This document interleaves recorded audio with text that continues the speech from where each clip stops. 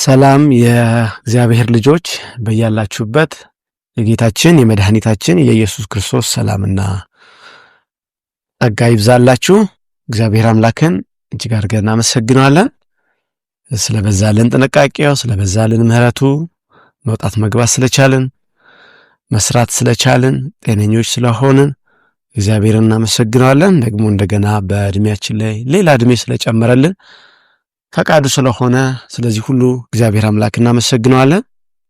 ዛሬም ደግሞ ፈቅዶልን ቃሉን እንድናጠና አብረን እንካፈል የእግዚአብሔር የአምላካችን ፈቃድ ስለሆነ እግዚአብሔር እናመሰግናለን።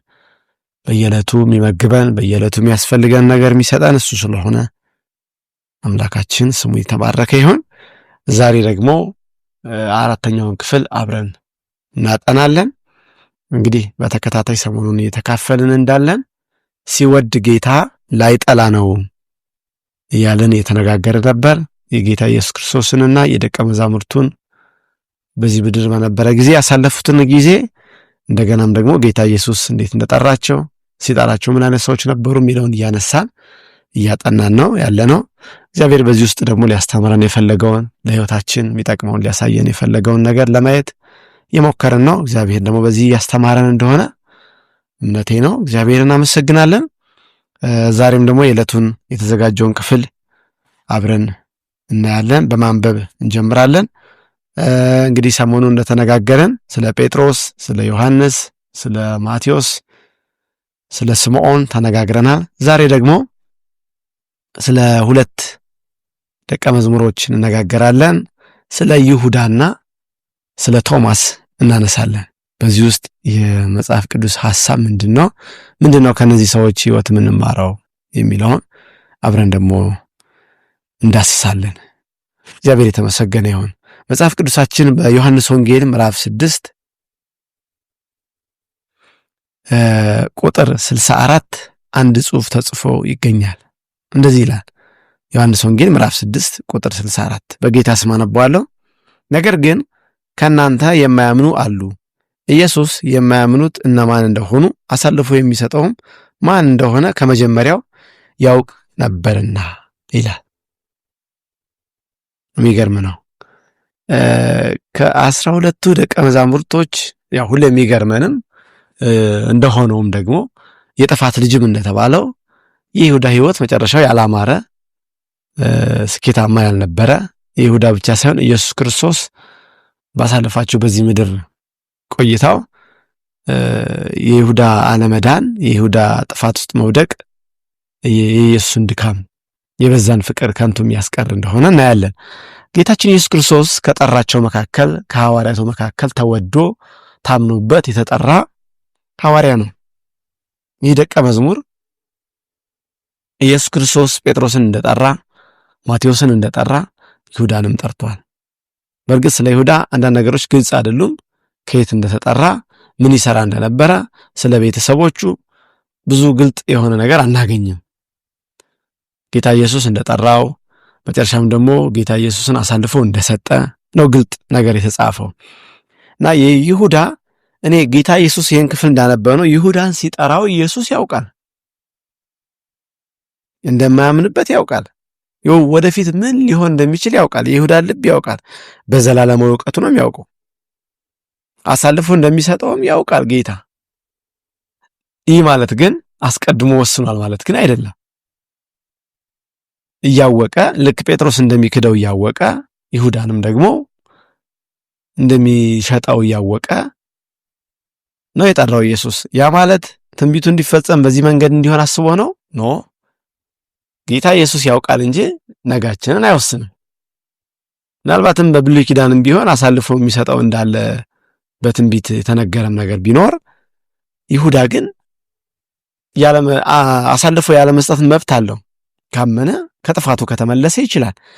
ግን ኢየሱስ ክርስቶስ ከ12ቱ የተለየ የሚያደርገው ይሁዳን በጣም የበዛ ፍቅር ይሁዳ ላይ እንደበዛለት አስተውላለሁ። ለምን? ያውቃል። ኢየሱስ የይሁዳን መጨረሻ ያውቃል። ተንኮለኛ መሆኑን ያውቃል። ግን በየጊዜው ያወቀ ኢየሱስ ቸል አላለው። እሱ በቃ ኦልሬዲ እንደሚጠፋ አውቃለሁ አይመለስም ብሎ ሳይሆን በየቀኑ እንዴት ሊመልሰው እንደሚችል እያሰበ ኢየሱስ ፍቅር ይጨምርለት ነበር። ስለዚህ ይሁዳ የሚገርም ነው። በመጽሐፍ ቅዱስ ካስተዋላችሁ በሐዲስ ኪዳን ይሁዳ አንድ ቀንም ጌታ ኢየሱስን ጌታዬ ብሎ ጠርቶት አያውቅም። የትኛውም ቦታ ላይ አላየውም እኔ እስካሁን። ጌታ ብሎ ጠርቶት አያውቅም። መምህር ነው የሚለው። ያ ማለት ቅድም እንዳነበብነው አያምንበትም ነበር ማለት ነው። ሌሎቹ ጌታዬ ሲሉ፣ አምላኬ ሲሉ፣ አንተ የእግዚአብሔር ልጅ ነህ ሲሉ መልሰው እንኳን ቢክዱም ይላሉ። ይሁዳ ግን አንድ ቀን ጌታዬ ብሎ ጠርቶት አያውቅም ኢየሱስ። እና ኢየሱስ ይሄን ሳያውቅ ቀርቶ ነው? ያውቃል። ግን ሊያድነው ስለሚፈልግ ሊመልሰው ስለሚፈልግ በየቀኑ ይከተለው ነበር። በየቀኑ የኢየሱስ ክርስቶስ ፍቅር ይሁዳን ያሳድደው ነበር። ሊያመጣው ይከተለው ነበር። እንደውም ቸል እንኳን አይለውም። እንደውም የበዛ ፍቅር ይሰጠዋል። ቸል ሊለው አልፈለገም ኢየሱስ። ይሁዳ መጀመሪያ እንዳየነው በጣም ትልቅ የገንዘብ ፍቅር አለበት። ዮሐንስ በመጽሐፍ ሲጽፍ በዮሐንስ ወንጌል ምዕራፍ 12 ቁጥር 6 ላይ ከላይ እንዳየነው ያቺ ሴት በኢየሱስ እግር ላይ ሽቶ ካፈሰሰች በኋላ ፍቅሯን ከገለጠች በኋላ ይሁዳ ይሄን ነገር ተቃወመ። ውድ ሽቶ ስለሆነ ሽቶ ተሽጦ ለድሆች ይሰጥ። ይህ በጣም ጥሩ ሐሳብ ነው። ለምን መሬት ላይ ይደፋል? ለምን እግሩ ላይ ይከስራል? አይነት ለኢየሱስ የተሰጠው አምልኮ ለይሁዳ ደስ አላለውም። ኢየሱስ በመክበሩ ይሁዳ ደስተኛ አይደለም። ቅድም እንዳልኳችሁ ነው። ጌታዬ እንኳን ብሎት አያውቅም። አያምንበትማ። እዚህ ላይ ደግሞ ይሄ ተሽጦ ለድሆች ይሰጥ ሲል ዮሐንስ ግልጽ ነው የሚናገረው። ነገራችን ላይ ዮሐንስ በግልጽ ስለሚጽፍ ስለ ይሁዳ ሌሎች ወንጌላት ላይ ገንዘብ እንደሚወድ ሊጽፉ ይችላሉ። ዮሐንስ ግን ቁጥር 6 ላይ እንዲህ ይላል፣ ስለ ይሁዳ ነው። ይህንንም የተናገረ ሌባ ስለነበረ ነው እንጂ ለድሆች ተገዶ አይደለም። ከረጢትም ይዞ በውስጡ ከሚገባው ይወስድ ስለነበረ ነው ይላል። እንግዲህ ከዮሐንስ ውጭ ማን ይቀርባል? ከደቀ መዛሙርቱ ውጭ ይሁዳን የሚያውቅ ማን አለ? አንዳንዶቹ አልጻፉትም ሌባ መሆን። ዮሐንስ ግን ሌባ ስለሆነ ነው። ስለ ይሁዳ ግልጥ ያለውን ነገር ፍርጥ አደረገው። አያችሁ፣ ይህ ሰው ይሁዳ ሌባ ነው። ከመሸጡ ባለፈ የመጀመሪያው ግን በየቀኑ ሲያደርግ የሚታየው ከሚይዘው ገንዘብ ያይ ስለሆነ ከሚይዘው ከኪሱ ከኮረጆ ከሚሰበሰበው እየገባ እየዘገነ እያወጣ ለራሱ ይጠቀም ነበር። ይህን ደግሞ ኢየሱስም ያውቃል። ዮሐንስም አውቋል። እንኳን ኢየሱስ ይሰርቅ ነበር፣ በግልጥ ይሰርቅ ነበረ ይላል። አሁንም ከዚህ ከሽቶ ሊሰርቅ ነው ለድሆች የሚለው ያንን ነው። ኢየሱስ ግን ምን አለው? ድሆችን መርዳት ከፈለክ፣ ያው ኢየሱስ በግልጥ ሪጀክት ሊያደርገው አልፈለገም።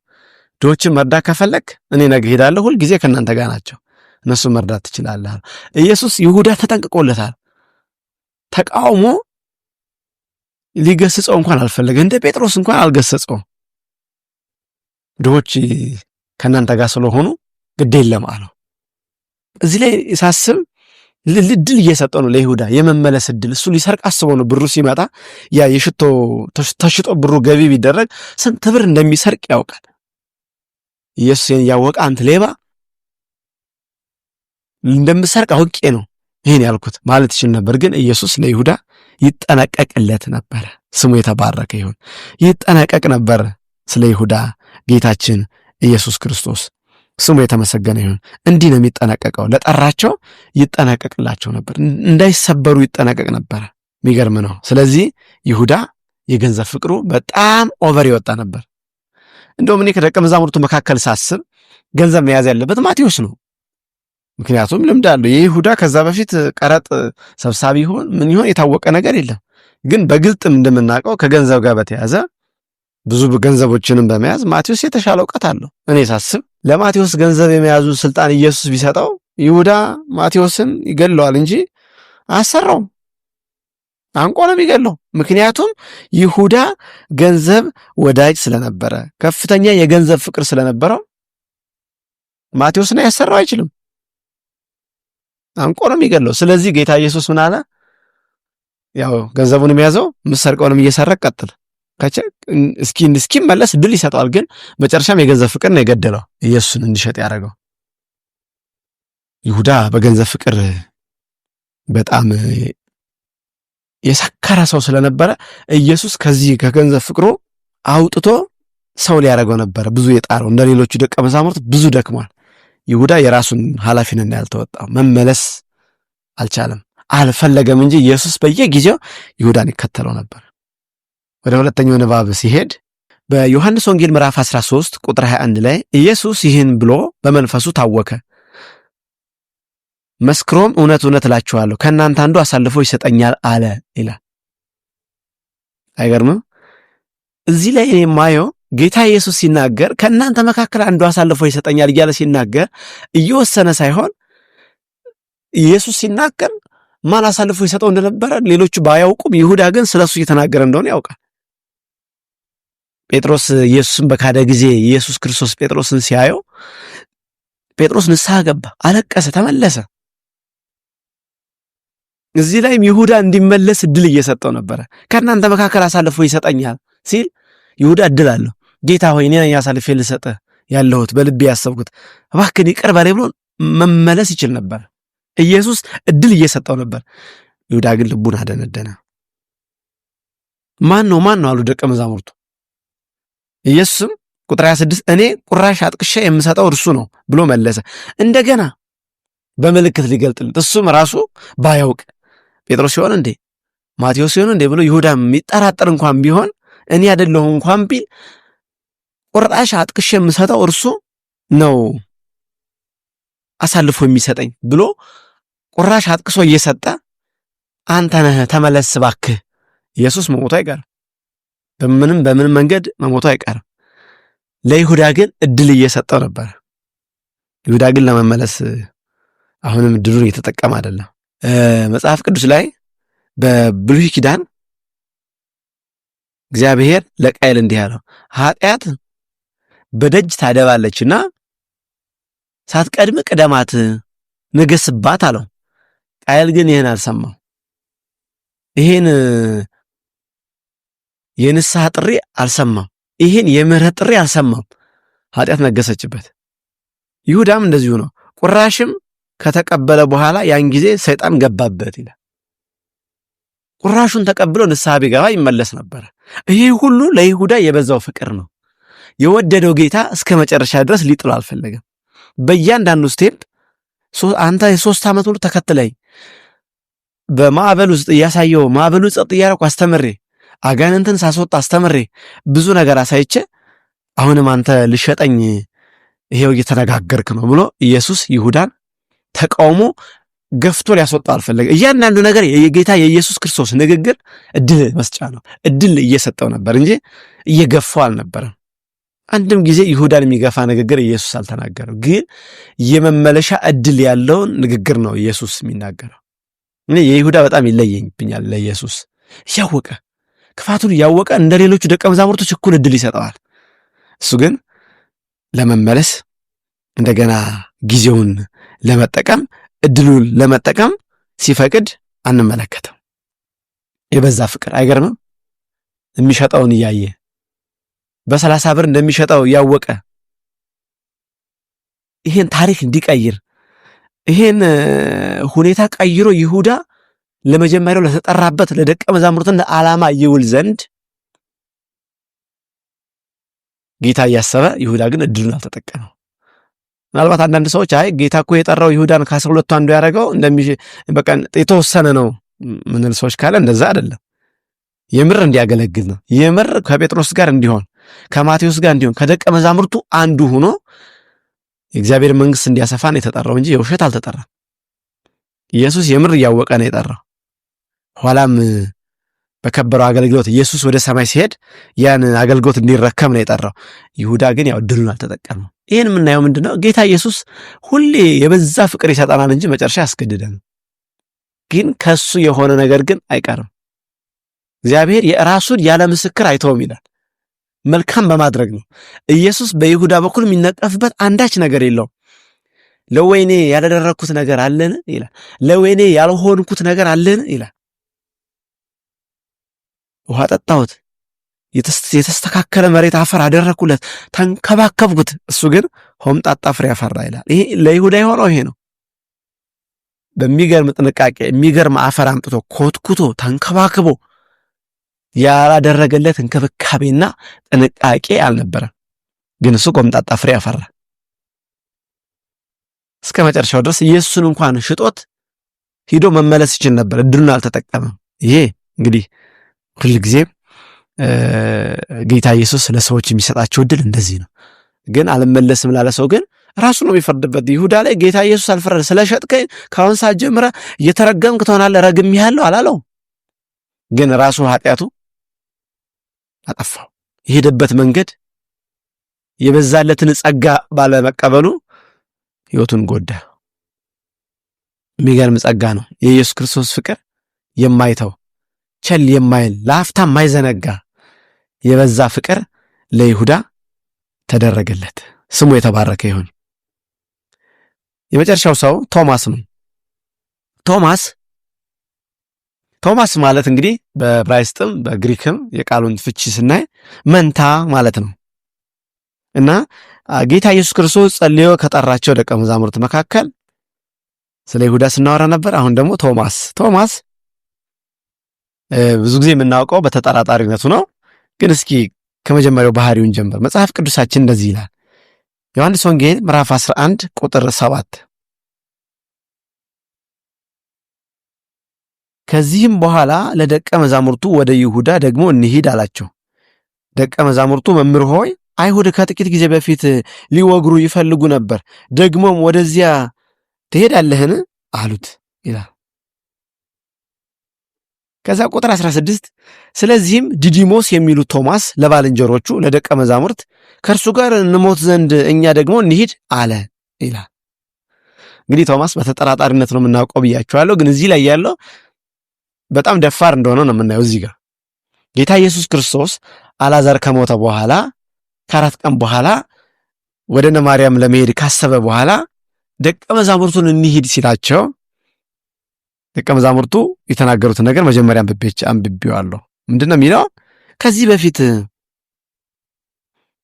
እንዴ በይሁዳ እኮ ነበርክ፣ እዛም ደግሞ አይሁዶች ሊገሉ ፈልገው ሊወግሩ ፈልገው ነበረ፣ ከዛ ተመልሰናል። አሁን እንደገና ለመሞት እንዴት እንሂድ ትላለህ? ጌታ ሆይ ነው የሚሉት። እንዴት እኛ ምንድን ሞት ነው? አንተም ለመሞት ነው ወደዛ እንሂድ የምትለው? በጣም አደገኛ ቦታ ነው፣ ለአገልግሎትም አይሆን አደገኛ፣ ለአንተም ለደህንነት ለእኛም ለደህንነታችን አይሆንም አሉት። ይህኔ ቶማስ ግድ የለም አለ ለደቀ መዛሙርቱ፣ አብረን እንሂድ፣ ከእሱ ጋር መሞትም ካለብን እንሞታለን አላቸው። የሚገርም ድፍረት ነው። ማንም አልተናገረም፣ ቶማስ ነው። እንሂድ፣ አብረነው ዋጋ እንከፍላለን፣ ግድ የለም እንሂድ ብሎ ቶማስ ይህን ንግግር ተናገረ። ይህ ድፍረት ቃል ነው። በጣም እግዚአብሔር ተጠቅሞበታል። ደፍሯል። እዚህ ላይ እግዚአብሔር መንፈስ ነው የገለጠለት። ከዛ በኋላ አብረው ሄዱ ይላል። ይሄ ከሆነ በኋላ ደፋር የነበረው ይሄ ቶማስ ከተወሰነ ጊዜ በኋላ ጌታችን ኢየሱስ ክርስቶስ ከሞት ከተነሳ በኋላ ግን እንደዚህ ነው። ሰው ማለት አይጸናም። ሰው በእግዚአብሔር ጸጋ ነው የሚደገፈው እንጂ በባህሪው ውስጥ ውጣ ውረድ ይገጥመዋል። ዮሐንስ ወንጌል ምዕራፍ 20 ላይ ቁጥር 24 ላይ ነገር ግን ከ12ቱ አንዱ ዲዲሞስ የሚሉት ቶማስ ኢየሱስ በመጣ ጊዜ ከነርሱ ጋር አልነበረም። ሌሎችም ደቀ መዛሙርቱ ጌታን አይተነዋል አሉት። እሱ ግን የችንካሩን ምልክት በእጆቹ ካላየው፣ ጣቴንም በችንካሩ ምልክት ካላስገባው፣ እጄንም በጎኑ ካላገባው አላምንም አላቸው ይላል። በዚህ በኩል መልካም ባህሪ ነበረው። አሁን ደፋር፣ ከክርስቶስ ጋር እንሞታለን ያለ ሰው ነው ቶማስ፣ ኢየሱስ የጠራው ደቀ መዝሙርት። አሁን ደግሞ ጭራሽ ከብዙ ዓመት በኋላ ብዙ ከተደከመበት በኋላ ብዙ ካስተማረው በኋላ ኢየሱስን እየተከተለ በየጊዜው ስለ ክርስቶስ ታላቅነት፣ ስለ እግዚአብሔር ልጅነት ምንም እንደማይሳነው ደግሞ ከሞት እንደሚነሳ ደጋግሞ እየተናገረ ለ3 ዓመት በማስረጃ እያስተማረው ከቆየ በኋላ ስንት ጊዜ ነው ኢየሱስ እነሳለሁ ያለው? በነገራችን ላይ ከደቀ መዛሙርቱ ይልቅ ስለ ኢየሱስ መነሳት በጣም ለማመን የቀረቡት ፈሪሳውያን ናቸው። አይሁዶች ነበሩ። እነዛ ጠላቶቹ በየቀኑ ይቃወሙት የነበሩት። ለምን? ኢየሱስ በሞተ ጊዜ ያ ውሸተኛ ያ ሐሰተኛ እነሳለሁ ስላለ ምናልባት ሊነሳ ስለሚችል በሩን በደንብ አድርጋችሁ ዝጉ፣ ከዛ ደግሞ በወታደሮች ይጠበቅ አሉ። ታዲያ ንግግሩ ማመናናቸውን አያሳይም? ሳዱቃውያን ፈሪሳውያን ይህን ያደረጉት ዝጉ፣ በደንብ ዝጉ አሉ። ደቀ መዛሙርቱ ግን ለ3 ዓመት ያስተማራቸው አብሯቸው የቆየው ቅዱሳት መጻሕፍትን እየገለጠ በድንቅና በታምራት ያስተማራቸው ኢየሱስ ደቀ መዛሙርቱ ግን በጣም ያሳዝናሉ። ያደክሙት ነበር፣ ልቡን ያደክሙ ነበር። ቶማስ ምን አለ? ቶማስ ደቀ መዛሙርቱ ጌታ ኢየሱስን ባዩት ጊዜ ፈርተው በር ዘግተው በተቀመጡ ጊዜ ኢየሱስ መጥቶ ሰላም ለእናንተ ይሁን አላቸው። ጠዋትም እሑድም ሴቶቹም ሄደው እንደተነሳ አይተዋል። ጴጥሮስም ቼክ አድርጓል፣ አረጋግጧል። ግን ያልበቃ ብሎ ደግሞ በተቀመጡበት በር ዘግተው መጥቶ ተገልጦ ታያቸው፣ አዩት። እውነትም ኢየሱስ ከሞት ተነስተሃል አሉ። ቶማስ ግን በዛ ጊዜ አልነበረም። እንግዲህ ጌታ ይወቅ የት እንደሄደ። ከደቀ መዛሙርቱ ተለይቶ እነሱ ፈተው በር ዘግተው እያሉ የት እንደሄደ አላውቅም። የት ሄዶ ነው በዚህ ሰዓት? ከዛ በኋላ ኢየሱስ ከዛ ቦታ ፈቀቅ ካለ በኋላ ደቀ መዛሙርቱ ቶማስን አገኙትና ድጋሜ ከነሱ ጋር ሲገናኝ ኢየሱስ እኮ ከሞት ተነሳ፣ እንደ ቃሉ ተነስቷል አሉት። ቶማስ ይቅርታ፣ እንዲህ አይነት ወሬ አይመቸኝም፣ እንዲህ ተነስቷል ምናምን የምትሉ የማይሆን ቅዠት ወሬ፣ ይሄ እንዲህ አይነት ውሸት አይመቸኝም፣ አይነት ግሳጼ ነው። በፍጹም እኔ እንደዚህ አይነት ነገር አላምንም፣ እንዲህ አይነት ወሬ አይመቸኝም። ከተነሳ የእውነትም ከተነሳ ይምጣ፣ ባይኔ ልየው፣ እጆቹንም ልይ፣ የተወጋውን ማየት አለብኝ። ጌታ ሆይ ይሄን ያክል ስንት ጊዜ በቃሉ ተናግሮ ይሄ ደቀ መዛሙርትም ከደቀ መዛሙርትነት መባረር የለበትም ትላላችሁ? በሰውኛ ስንት ጊዜ ከዚህ በኋላ ምን አስተምሮት ነው የሚቀየረው? ይሄን ያክል ተምሮ ካልተቀየረ፣ ቃሉን ካላመነ፣ በቅዱሳት መጽሐፍት የተጻፈው በብሉይም የተጻፈው እሱ ነው፣ ስለ ኢየሱስ መነሳት ነው። እንደው መነሳቱ እንኳን ቢከብደው በቅርብ ሲሰቀል አይቶታል። እሰቀላለሁ ብሏል። እሱን አምኖ እንኳን መነሳቱ ማመን እንዴት ይከብዳል? በፍጹም አላምንም አለ። ፍቅር የሆነው ኢየሱስ ግን መጣ። በሌላ ጊዜ ሰላም ለእናንተ ይሁን ብሎ ገባ በመካከላቸው። ከዛ በኋላ ቶማስን ሰምቻለሁ፣ እንደተጠራጠርኩኝ ሰምቻለሁ፣ ያስተማርኩትን ትምህርት ሁሉ እንዳላመንክ አውቄያለሁ፣ ና ግድ የለህም፣ ና እኔ አልቃወምም፣ ና እጆችን ንካ፣ ና ሁሉ ነገሬን እይ እና አረጋግጣለሁ። አያችሁ፣ አዝናለሁ ቶማስ፣ ከዚህ በኋላ እኔ እንድትከተል ዘንድ የሚገባ አይደለምና ከልክያለሁ ማለት ይችላል ነበር። እንዴት ትጠራጠረኛለህ? ስሰቀል እንኳን እያየህ፣ ስገረፍ እያየህ፣ የተናገርኩት ቃል በቃል እየተፈጸመ እያየህ ብሎ ሊጥለው አልፈለገም። እስከ መጨረሻ የወደደ ጌታ ሲጠራው ይሄን እያወቀ ስለነበረ ኢየሱስ ቶማስን እድል ሰጠውና ንካኝ፣ ችግር የለውም አንተ አሉ ግን አለ። ትምህርት አወጣ ጌታ ኢየሱስ እዚህ ላይ። ሳያዩ የሚያምኑ አሉ ብፁዓን የሆኑ። አንተ ግን እሺ ችግር የለውም ሳታይ ማመን ከብዶሃል፣ አንተ ካላየህ አታምንም አውቃለሁ፣ ና አይኝና እመን፣ ዋናው ማመን ነው። ሳያዩ የሚያምኑ ብፁዓን ናቸው ተብሎ ደግሞ ስለኛ ተነገረ። ስሙ የተባረከ ይሁን። አያችሁ፣ ማንም ጻድቅ የለም ይላል መጽሐፍ ቅዱስ። በጸጋው ብቻ ነው ምንደገፈው፣ በጸጋው ብቻ ነው። እና አብርሃምን ብንመለከት አብርሃም አመነ ጽድቅ መሆኑ ተቆጠረለት፣ አብርሃም ጻድቅ ነው የተባለው ምንም ስላልተነካካ አይደለም። ሚስቱን እህቴ ናት ያለ ነው። እነ ሳራም በጌታ ቃል ላይ ተሳለቁ የሳቁ ናቸው። አብርሃም ሚስቱን ትቶ ከምትረዳው ቤት ካለችው ከምታገለግለው የወለደ ነው። ይሄ ሁሉ ቀላል አይደለም። ይሄ ሁሉ መሳት ነው። ይሄ ሁሉ መውደቅ ነው።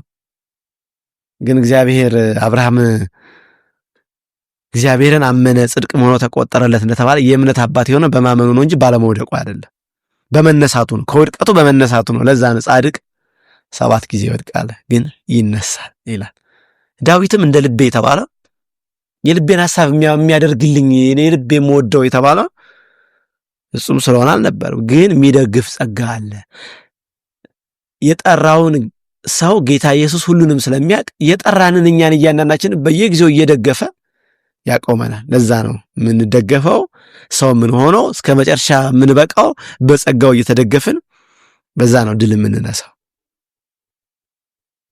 ቶማስ ተጠራጣሪ ነበር። አስታውሳለሁ ከረጅም ጊዜ በፊት አንድ 10 ዓመት ይሆናልና ከአንድ ወዳጄ ጋር ለጸሎት ሄደን አንድ ሰው ጋር እንጸልያለና ሰውየው በጣም በጭንቅ ታሞ በቃ አይተርፍም የተባለ ሰው ነው። ከዛ በኋላ ጸለይን። በኃይል ጸልየን ስንወጣ ወዳጄ ምን አለኝ? አይ ይተርፋል ብለህ ነው?